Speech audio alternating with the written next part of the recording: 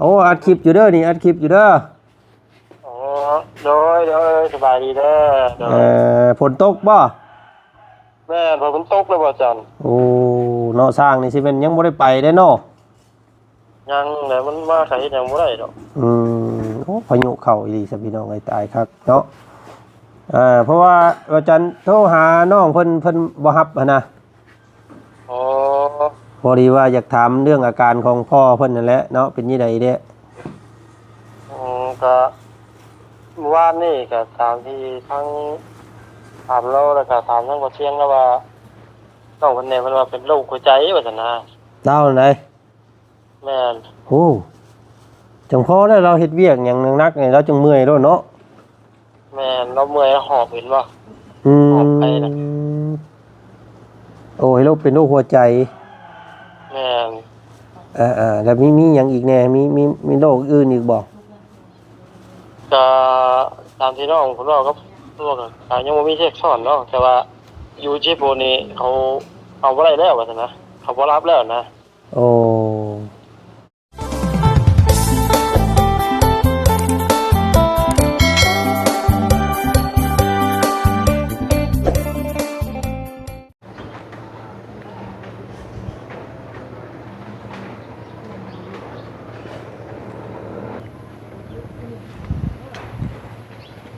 เนาะ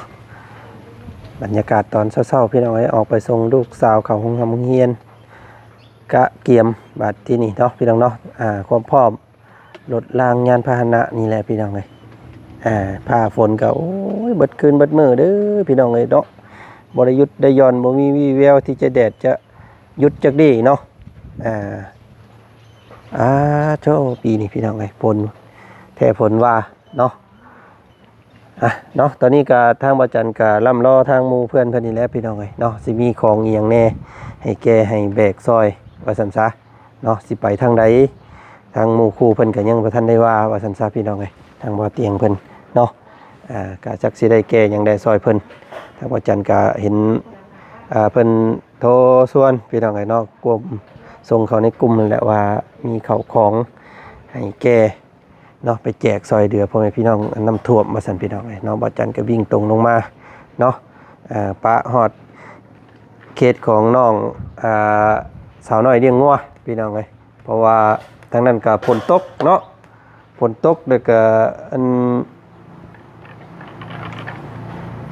ผู้ดีว่าสั่นซะผู้ดีโจ๊ก่อนนิดนึงเพราะว่าฝนตกทางนั้นก็เฮ็ดหยังบ่ได้พี่น้องเลยเนาะก็เลยถึงจังหวะผู้ดีว่าซั่นซะบ่จันก็ได้เนาะเห็นทางผู้สร้างเพิ่นบอกว่ามันเฮ็ดต่อบ่ได้ฝนตกไปซี่นี่ยันไฟเนาะเวลาเฮากบไม้เราไม้ได้ยันไฟจับไฟดูดไฟช็อตซั่นน่ะพี่น้องเอ้ยทางผู้สร้างเพิ่นก็เลยขอโจ๊กก่อนเนาะได้มื้อวานนี้เบิดมื้อก่อนนึงก็ครึ่งมื้อพี่น้องเอ้ยมื้อนี้ก็คาดว่าจักสิแนวใดแล้วนี่พี่น้องเอ้ยเนาะยันยังตกอยู่ได้ฝนก็ได้อาจจะยังบ่ทันได้เฮ็ดเด้อมื้อนี้ก็ได้พี่น้องเอ้ยเนาะก่อนอื่นพี่น้องเอ้ยเนาะทางวาจันกับทักทายสบายดีเด้อเนาะพ่อแม่พี่น้องหมู่เพื่อนกันเบิดสุขุสุคนเจอกันกับช่องของวาจัน Channel พี่น้องเอ้ยตอนเช้าๆเนาะออกไปส่งลูกสาวเขาโรงเรียนพี่น้องเอ้ยแล้วก็สิมากาเกียมเก็บเสื้อผ้าจักสิได้จักโตแล้วมื้อนี้เพราะว่า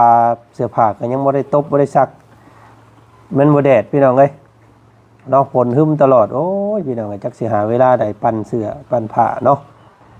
ผ้าฝนตกคู่มือไปสิเอาจักโตจักใดนี่แหละพี่น้องเอ้ยเนาะคาดว่าคือสิไปนอนก็คือสิบ่นอนหลายมื้อดอกแต่จักมื้อ2มื้อเพิ่นว่าเนาะมี2ทางเพิ่นว่าพี่น้องทางบ่เตียงเพิ่นบอกมาเนาะเห็นว่าโมเมนต์เมืองพีนกับเมืองหนองบกว่าท่านพี่น้องไงเนาะแต่พังเบิงไปโอ้ล้มกันใหม่อีกพี่น้องไงเนาะเพราะว่าตอนนี้ก็ยังช่วงเศร้าอยู่พี่น้องไงนัดกันจักสินัดกันอยู่ไสเนาะเห็นทางบ่บุญบ้านป่าเพิ่นมีข้าวของจากทางเอื้อยเนาะโอ้คือสิเต็มอยู่รถเราว่าซั่นพี่น้องไงมาปลาปองกับข้าวเนาะแต่ว่าทางบ่จันนี่ยังบ่ทันมีหยังพี่น้องแต่ว่า เห็นทางบ่เตียงเพิ่นว่ามาแก้ซอยเนาะก็เลยมารุ่นเบิ่งพี่น้องก็สิมีอิหยังให้แก้แน่มื้อนี้เนาะหลายคันอยู่ทีมงานเฮาก็ถือว่ามาเบิดเลยผู้มีรถพี่น้องเอ้ยยังแต่บ่เสียงเนาะก็ทางบ่เสียงเพิ่นก็ทางนั้นก็โอ้พี่น้องเอ้ยเนาะมาพบพ่อน้องลังเมื่อวานเนาะเบิ่งคลิปก็แล้วก็อาการหนักอาการเรานักเริ่มนักนี่ตั้งแต่มื้อเฮาเริ่มมั่งเฮือนเราเพียงแต่ก่อนเราก็ป่วยอยู่เด้อพี่น้องเด้อบ่แม่นว่าเป็นเพราะเฮ็ดเฮือนสร้างซ่านให้เราเด้เนาะเราก็เจ็บอ่อนๆแอดไปนั่นแต่ใดมาเนาะสังเกตเบิ่งประตูเพิ่นนี่บ่ได้เฮ็ดเวียกมีแต่นอนอยู่อูบ่แม่นว่าเราขี้คร้านได้พี่น้องเอ้ยเนาะเห็น FC หลายคนอยู่ว่าโอ้พอน้องลังขี้เกียจเนาะลูกเต้าทำอะไรก็นอนเฉยว่าซั่นแต่ว่าเราป่วยพี่น้องเอ้ยเนาะตามที่ว่าจันคาดคิดนี่เบิ่งนี่เราก็มีอาการตาเหลืองเนาะมือแขนบวมพี่น้องเอ้ยบ่แม่นโรคอันว่าโรคไตกับเป็นโรคตับนี่แหละพี่น้องเอ้ยเนาะที่สองอย่างนี้นะแต่ว่าทางบ่เสียงเพิ่นเมื่อวานนี่ว่าซั่นไปพบไปพ่อลาวลูกบ่ได้เลยเนาะลุกบ่ได้อาการนัก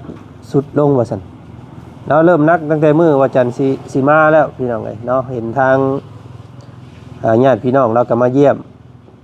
แล้วก็ทางน้องลังก็ให้มื้อน่ะเนาะ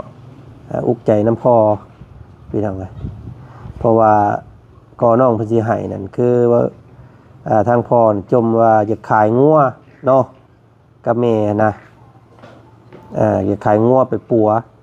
พ่อพี่น้องไอ้เนาะบ่มีเงินมีคำไปห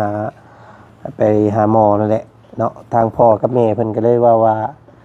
อยากขอขายงัวเนาะงัวที่เลี้ยงจ้างเพิ่นนั่นแหละพี่น้องเอ้ยเดี๋ยวที่นี่น้องเพิ่นแพงงัวแห้งเนาะเลี้ยงมันมาแต่น้อยนะพี่น้องเอ้ยแต่ที่นี่น้องเพิ่นก็มีความนักใจนะให้อะไรว่าซั่นซะสิหลายงัวกับเป็นห่วงพ่อแน่บัดก็เลยน้องเมื่อนั้นกับน้องเพิ่นแต่ว่าน้องเพิ่นใจแข็งบ่อยากบอกเนาะก็เลยพากันมาเมื่อนั้นพี่น้องเลยพากันครับมาฮอดที่ฮอดซ่านแล้วก็เห็นทางเขาลุงหนวดเพิ่นแล้วก็ทางบ่อเสียงเนาะ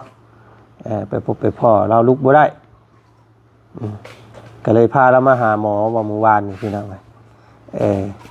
พามาหาแพทย์หาหมอแล้วก็เป็นหนี้บัดนี้เนาะเป็นหนี้บ่เสียงว่าเสียงออกให้ก้อนว่าสันพี่น้องแต่ทางผู้เป็นแม่ก็ว่าจะขายงัวพุ่นแหละว่าสันเนาะแต่ตอนนี้ก็ทางบ่จันก็ยังติดต่อหาน้องเพิ่นบ่ได้น้องเพิ่นบ่รับพี่น้องเป็นคนที่แบบว่าบ่ค่อยติดโทรศัพท์เนาะเป็นคนที่แบบว่าพาลมฝนตกแบบซี่หรือว่าเฮ็ดเวียกเฮ็ดงานแบบปะไว้เลยนะโทรศัพท์นะพี่น้องก็เลยโทรบ่ได้โทรบ่ติดซ้ำนี่เพิ่นก่อนเด้อเนาะโทรเบิ่งอีกก่อน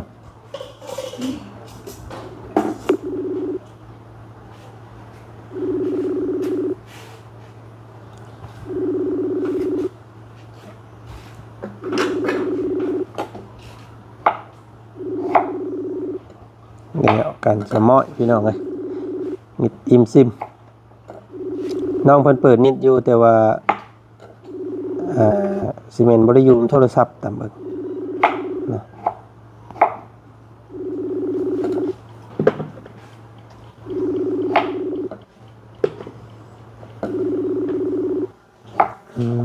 แล้วกันเป็นยังไงเนาะสบายดีน้องลังเอ้ยเนาะเป็นยังไงเด้พอเจ้าโทรหาบ่รับอันถ้าน้องจับโทรศัพท์แล้วอันโทรหาอ้ายนี่เด้อ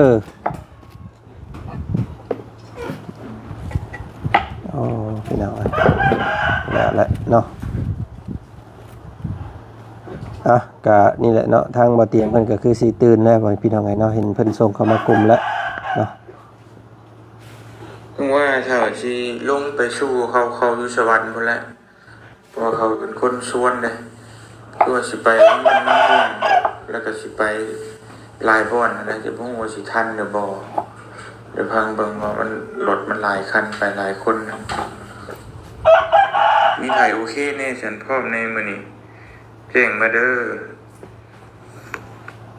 อ๋อพี่น้องแสดงว่ามันสิมีทางทีมงานอยู่ทางสวรรค์พุ่นสันเนาะพี่น้องเนาะขอนะก็เดี๋ยวสิลองปรึกษาเบิ่งกับหมู่ก่อนสิพี่น้องเนาะสิให้ไปนี่ทางนี้ก็พร้อมอยู่เด้อเจ้าเนาะพร้อมแล้วแหละตั้งแต่ลงมาพุ่นแหละเนาะมีอิหยังให้แก้ซอยพอนั่นอยู่บ่พี่น้องเอ้ย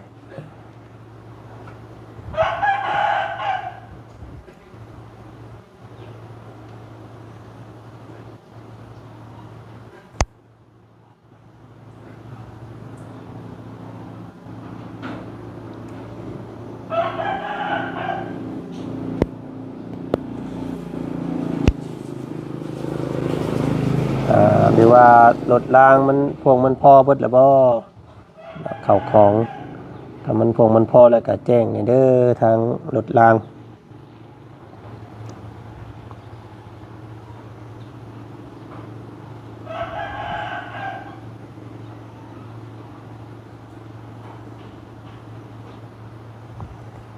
เพราะว่าทางนี้ยังบ่ได้มีอีหยังเด้อเจ้า บ่ได้มีอันเข้าของใดๆเนาะมีแต่รถรางซื่อๆเด้อทางนี้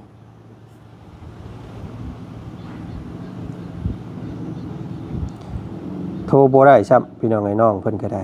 เนาะบ่รับตัวเบิ่งก่อนพี่น้องไอ้เนาะโทรถามลุงหนวดก่อนลุงหนวดอยู่แถวนั้นอยู่บ่พี่น้องไอ้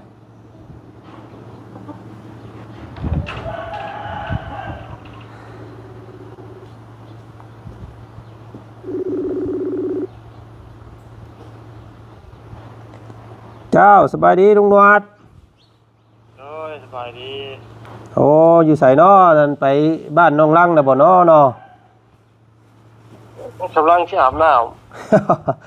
โอ้อัดคลิปอยู่เด้อนี่อัดคลิปอยู่เด้อำโดยสบายดีเด้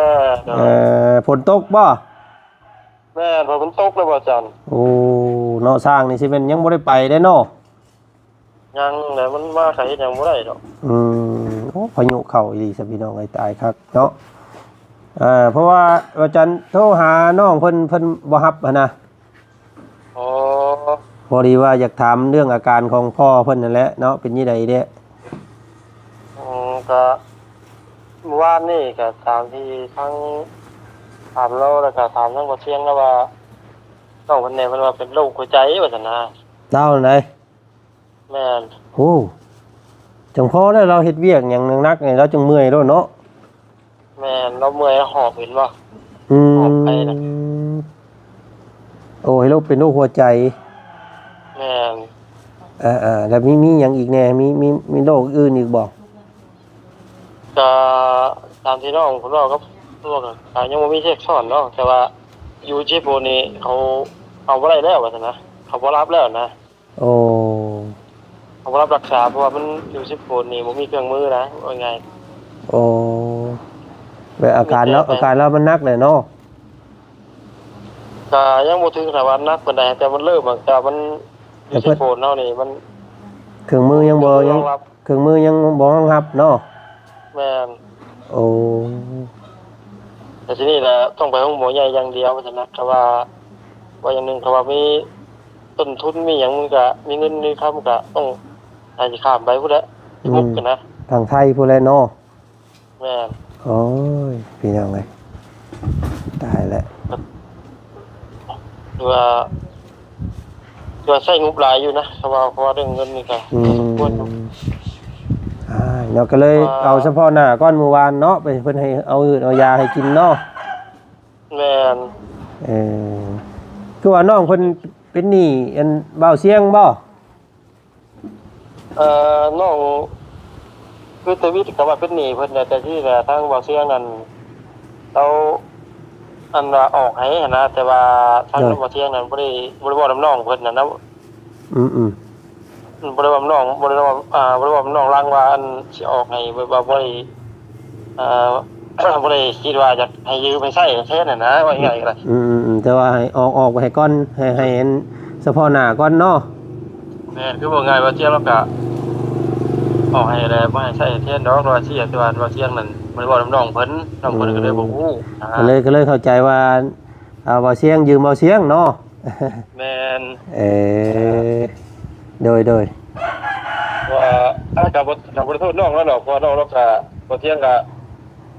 บ่ได้ว่าน้องเรานะว่าอยู่ในคลิปตั้งแต่บ่ได้บอกน้องเราคิดว่าไม่น้องเรากังวลในเงินอย่างนั้นนะน้องเราบ่ได้บอกกันที่นะ โดยน้องเพิ่นก็ได้เข้าใจว่าต้องได้ใช้เนาะ แม่น ประมาณนั้นสั่นพี่น้องเท่าไรก็อันนี้เนาะ ทั้งเบิดทั้งมวลบ่ โดย ทั้งเบิดทั้งมวลนั่น3ล้านหาเนาะ3ล้านหาแล้วมาเสียงออกให้นั่นล้านหาแต่ว่าเงินอีก2ล้านนี่เป็นเงินน้องเพิ่นบ่ว่าเป็นเงินยืมมาตอนนี้ก็หน่วยก็บ่ได้ใจนะบ่จัก โอ้คำว่าเงินน้องเพิ่นนี่สิบ่มีนะเนาะ เพราะว่า มันต้องน้องเพิ่นต้องยืมผู้ใดมาแน่เลยนี่นะ แม่นเพราะว่าทีมงานเฮาก็บ่ได้มอบให้นะบ่จัก เอาให้เพิ่นมื้อนั้นก็เท่าได500,000นึงมื้อข่อยลงมานะเนาะ300,000ปลายเพราะว่าแม่เพิ่นเอาให้ค่านมซื้อหน่อไม้นำเพิ่นน่ะนะให้น้องเพิ่นมื้อนั้นยันเพิ่นยันน้องเพิ่นหายืมแหละตะมึงหรือว่าท่านก็เป็นเงินเราเก็บเราออมไว้นั่นแหละเนาะตัวที่อาจสิเงินรวบรวมกันกับลูกกับเต้ากับบ่หรือว่าจังได๋อาจสิเป็นเงินน้องกันว่าน้องทิ้งเพราะว่าน้องทิ้งนั่นไปเฮ็ดเวียกมื้อนั้นนั่นเราว่าได้2ล้านเราสิเอาไว้ซื้อตู้เย็นเรานะสิแม่นเราเอาเงินไปจ่ายให้พ่อก่อนตะบึงเนาะว่าสิแม่นเพราะว่าน้องทิ้งน้องทั้งเพิ่นนั้นหาก็ได้เงินนะมามื้อนั้นได้ผู้ละ2ล้านนี่แหละสิประมาณนั้นเงินแม่นแหละพอลำพังระหว่างน้องเพิ่นกับพ่อเพิ่นน่ะบ่น่าสิบ่มีนะแม่นน่าสิเป็นของนาดาน้องนั้นน้องอาทางหั่นกับของนั้นน้องทิ้งหั่นโอ้ยเนาะจังได๋สัตว์บาทนี่พี่น้องเอ้ยมีแต่ช่วงนี้ก็แล้วกันว่าสิหาแจกข้าวแจกของนำทีมงานก่อนจักมื้อจักใดเด้อลุงหนวดเด้อเบิ่งแยงกันทางครอบครัวเพิ่นถ่านและว่าสิตอนนี้ก็ว่าสิลงหาเพิ่นอยู่คนนี่เด้อโอ้เนาะมันไปมายากเนาะมันเป็นรถใหญ่เนาะแม่นค่อยไปแต่จำแบบว่ามันพอดผ่ากันคนออกที่นึงกันเปียกแบบเปียกไปเบิดเลยจักนี่ก็จักหมู่ที่พาไปทางใดแหละอันนี้ก็ยังบ่ทันได้ปรึกษากันอยู่เพราะว่าทั้งบ่เตียงเพิ่นแจ้งมาเมื่อกี้นี่ว่าต้องลงไปสู่เพิ่นอยู่ทีมงานอยู่สวรรค์ว่าซั่นมันสิมีทีมงานอาสาเพิ่นอยู่แล้วเนาะรถหลายคันแล้วว่าซั่นนะหลายและรถน่ะมีแต่พังเบิ่งพี่น้องเอ้ยคำว่ารถมันพ่วงมันพอเข้าของก็จักสิว่าได้เนาะมีให้แก้ให้หยังนำแน่ก็ไปพี่น้องเอ้ยจักเพิ่นสิพาไปทางใดนะยังบ่ทันได้ปรึกษากันอยู่ฟังเบิ่งจะไปจักมื้อจักใดจะสิขึ้นไปสมทบน้ำเด้อทางนั้นเด้อโอเคเอาขอบใจหลายๆสบายดีทั้งลุงหนวดคือยังไงเนาะเนาะน้องเพิ่นบ่รับสายก็เลยโทรถามไทยทางลุงหนวดเพิ่นนี่นังไงลุงหนวดก็ยังซอยเวียกอย่างทั้งนั้นก็บ่ได้ดอกเพราะว่ามันฝนตกเนาะฝนตกแล้วก็ทีมสร้างเพิ่นก็บ่ได้เฮ็ดเวียกเด้พี่น้องเอ้ยเพราะว่ามาก็เฮ็ดหยังบ่ได้เนาะได้แต่มาค้ำจ่ายค้ำอีหยังไว้บ่ให้มันล่มมันหยังนั่นแหละเนาะแน่นหนาแล้วพี่น้องบ่ต้องห่วงเด้อเนาะว่าอันเสามันสิร่วงสิล่นลงนะเพิ่นค้ำเพิ่นจับอีหยังไว้คักแล้วเนาะจำไม่จ่ายตีข้าวตีหยังใส่ข้างในแล้วเนาะที่นี่ก็ข่าวให้นั่นแหละพี่น้องเอ้ยเนาะพ่อของน้องล่างเพิ่นป่วยโรคหัวใจว่าซั่นเนาะโมเมนต์โรคตับโมเมนต์โรคไตเป็นโรคหัวใจยังพอยังว่าเราเฮ็ดหยังบ่ได้ เวลาเรามาย่างมาเบรกไม่เบรกตอกน้อยเดียวเราสั่นยกเขาเราได้เนาะแล้วก็มีแต่นอนมีแต่นั่งเป็นยังไงนั่งเมื่อยว่าสัตว์เนาะบอกถึงโรคหัวใจนี่เป็นโรคที่โรคคนรวยเลยพี่น้องไงเนาะต้องได้กินยาต้องได้ใช้ยาตลอดต้องใกล้ชิดกับผู้แพทย์ของหมอตลอดเลยตัวนี้เนาะแล้วก็ใส่เม็ดเงินมหาศาลพี่น้องเนาะจักสิเอาขึ้นเอาคำมาใส่ลำพังซื้อข้าวซื้อน้ำผู้เพิ่นก็ยังพอแห้งเลยเนาะที่นี่ก็มีผู้ใหญ่ใจดีทุกคนที่ยืนมือเข้ามาช่วยเฮ็ดบ้านพี่น้องเพิ่น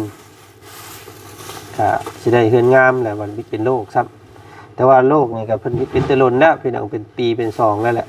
แต่ว่าเราก็มีแต่พยุงตัวเองบ่เฮ็ดเวียกอยู่เฮือนนอนพักผ่อนบ่ค่อยได้นักเวียกงานนะพี่น้องแต่ที่นี่มันกำเริบช่วงเราเบรกไม่เบรกตอกซอยลูกนี้แล้วก็เรากับอาการมันนักไปหนาๆแล้วว่าซั่นซะเนาะก็ได้เป็นห่วงอยู่พี่น้องเลยจังได๋ก็ติดตามได้พี่น้องเด้อเนาะมื้อนี้ก็นี่ได้เฮ็ดคลิปแจ้งพี่แจ้งน้องเนาะจักสิไปทางใดมื้อนี้พี่น้องเดี๋ยวสิไปสู่ทีมงานเห็นทางบ่บุญบ้านป่าเพิ่นก็โทรมาปรึกษาเมื่อกี้นี้ว่าเอาหยังแน่ว่าซั่นพอดีทางบุญบ้านป่าเพิ่นมีเอื้อยใจดีเนาะเอื้อยธรรมวงศ์ว่าพี่น้องเลยเนาะเป็นชื่ออันของซอยที่สิเต็มอยู่รถลาวว่าซั่นเนาะแต่ว่ารถวาจันทร์กับรถบ่บุญสารวัตรนี่ยังบ่ทันมีอีหยังได้พี่น้องเนาะก็ค่อยๆเบิ่งหมู่ก่อนเนาะทางว่าเตียงเพิ่นว่ามีทีมงานอยู่ทางสวรรค์พุทธสันพี่น้องเลยเนาะเป็นหน่วยงานอาสาทางนั้นก็ได้เนาะสิระดมกัน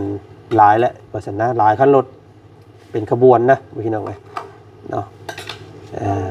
ในที่นี้ก็จักสิได้แก่ซอยเพิ่นบ่หรือว่าจังใดก็ติดตามเนาะพี่น้องเนาะข่าวของนะคำว่าบ่มีแท้ๆก็จักสิได้แนวใดและว่าซั่นซะพี่น้องเอ้ยเนาะเอาเดี๋ยวติดตามเบิ่งแล้วกันคลิปหน้าพี่น้องเนาะไปปรึกษากับหมู่ก่อนทางนี้ยังบ่ทันมีข้าวมีของก็สลอเบิ่งก่อนพี่น้องเอ้ยเนาะให้ซอยหยังได้เนี่ยว่าจันก็พร้อมแล้วเนาะพร้อมทั้งใจและกายทั้งรถทั้งล่างแล้วพี่น้องกันเมืองน้ำมันว่าจันทร์สิออกเองดอกเนาะยังแต่ข่าวคลองว่าสันซะพี่น้องเลยติดตามเบิ่งเนาะโอ้หลายลีพี่น้องเลยว่าวิกฤตหลายเด้อปีนี้เนาะพื้นที่ที่บ่เคยท่วมบ่เคยหยังก็ท่วมปีนี้พี่น้องถือว่านักสุดเด้อว่าสันซะปีนี้แถวเมืองพีนแถวเมืองบ้านพะลองเนาะ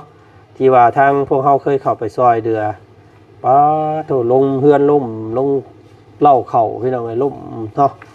นักสุดทางนั้นก็ได้เมืองพีนเด้อเนาะ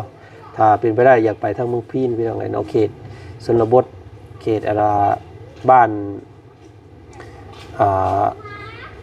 ที่มีอันว่าทองคำอะไรไปฮอนชาวบ้านเพิ่นฮอนคำฮอนอย่างตอนที่ว่าจันทร์ซื้อคำตอนนั้นนะพี่น้องเนาะแล้วก็เป็นชนบทที่แบบว่าเพิ่นทุกข์ยากอีหลีว่าซั่นซะพี่น้องเนาะแต่ว่าเฮาอยากลงไปพื้นที่ดีเฮาก็อยากไปซอยพ่อแม่พี่น้องที่เพิ่นขัดสน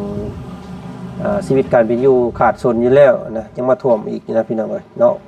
ลำบากแฮงแล้วเนาะทางใดก็เป็นกำลังใจเด้อพี่น้องเด้อบ่สุขสุขคนมากินข้าวพี่น้องเอ้ยนี่มาเด้อตู้เอ้ยนี่ข้าวอันนี้มื้อนี้หน่อไม้พี่น้องเอ้ยหน่อไม้ต้มโอ้ยแซ่บเด้เนาะสุดยอดเอาหยังเกาะยาสูบยายังไม่ได้สูบเนาะมาพี่น้องเอ้ยเนาะก่อนที่ซอยขู่ซอยคนกับซอยตัวเองก่อนบัดนี้พี่น้องเอ้ยเนาะกินข้าวก่อนมีเหือมีแห้งจังว่ากันเนาะ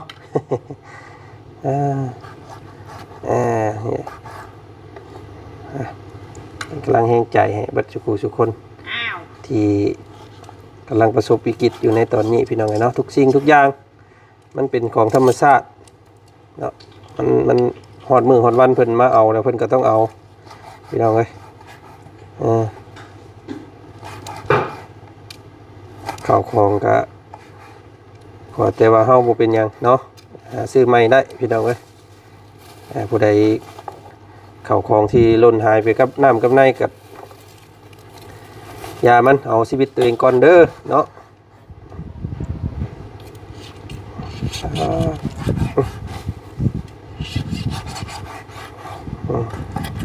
เอาใช่พี่น้องเอ้ยมาให้พี่น้องเพิ่นยั่วๆแล้วก็สิไปก่อนบาดนี้พบพ่อกันใหม่อีกด้วยกันคลิปหน้าเด้อพี่น้องเด้อเนาะพากันเดินทางมื้อนี้จักสิไปทางใดดุนเบิ่งนํพวกเฮาเนาะจักสิได้เข้าได้ของหยังแน่ทางบ่จันก็ยังบ่ทันมีเด้อพี่น้องเด้อไปเบิ่งกับทีมงานก่อนจักสิได้ไปบ่ได้ไปก็ติดตามแล้วกันพี่น้องเนาะเอาคลิปนี้